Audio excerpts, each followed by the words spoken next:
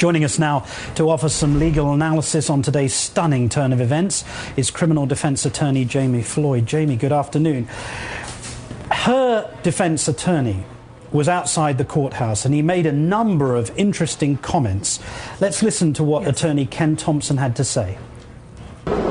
They screamed at her mother, "Get out, get out, get out of here."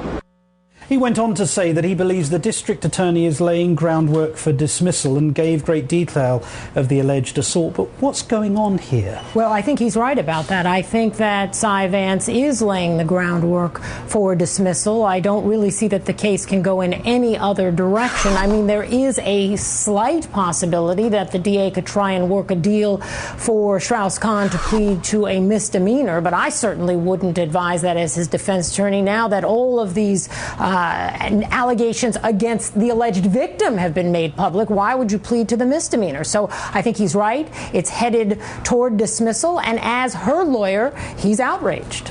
He's outraged, but her own record is littered with felonies. Yes, and these, according to the district attorney, are by her own admission. We have here a letter, Martin, from the district attorney to the defense team. That in and of itself is extraordinary. It's a Brady letter. That's the law that requires the defense to receive from prosecutors any exculpatory, anything that would be helpful to the defense. This doesn't happen this early in a case of this magnitude, but it has happened here. And it outlines everything you said in your opening. The lies she told on her asylum application going back to 2004, lies that she has on her tax return, Martin, lies she told to get into her federal housing program, and the lies she told to the district attorney. Some of these could add up to felony charges against her, and certainly she has, it seems, filed perhaps a false claim against Strauss-Kahn. So now she's in terrible trouble with the INS, perhaps with other federal authorities, and certainly with the district attorney's office. I don't see how the case can stand. Here's the problem, though. Many people looking at this say, why is it that the victim in these circumstances appears to be the one in the dock? Yeah. Here's a very powerful man where DNA of his own sperm was found inside the room, his own semen, and yet what are we talking about today? We're talking about the veracity of the victim. Well, because we have to separate out in cases involving sex and sexual assault the issue of credibility, because credibility, Martin, is an issue in any criminal case,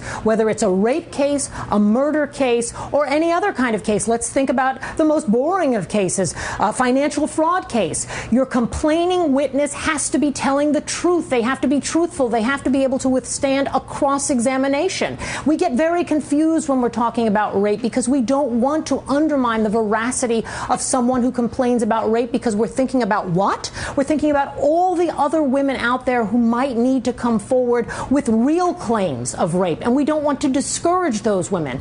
But in a case where we have a witness who is not credible, the district attorney has no choice but to dismiss the case, as he would have to in any other kind of case where the key witness is not credible. And in a rape case, the only witness is the alleged victim. Now, you know that he hasn't dismissed this case. Not yet. The charges haven't been dropped.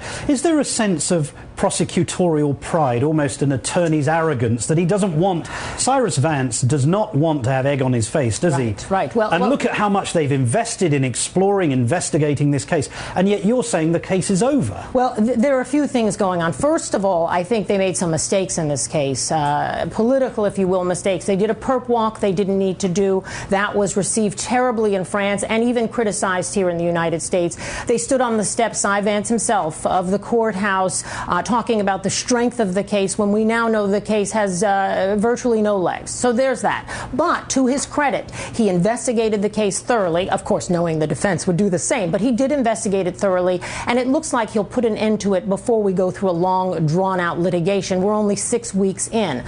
That being said, Martin, there are political considerations here of international magnitude. He does not want egg on his face, you're correct. And he also does have to think, this is an elected official, about the women's lobby.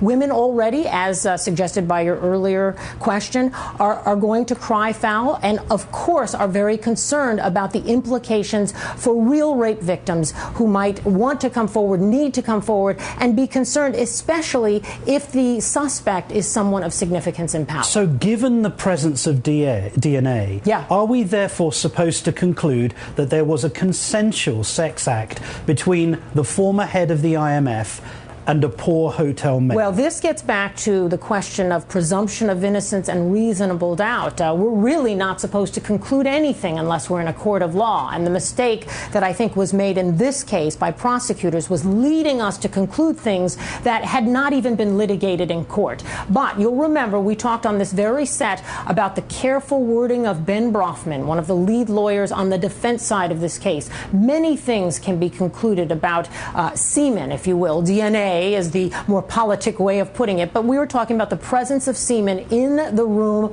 of the man accused in this case, and it's not necessarily forcible sexual assault. Jami Floyd, as ever, thank you very much for your insights.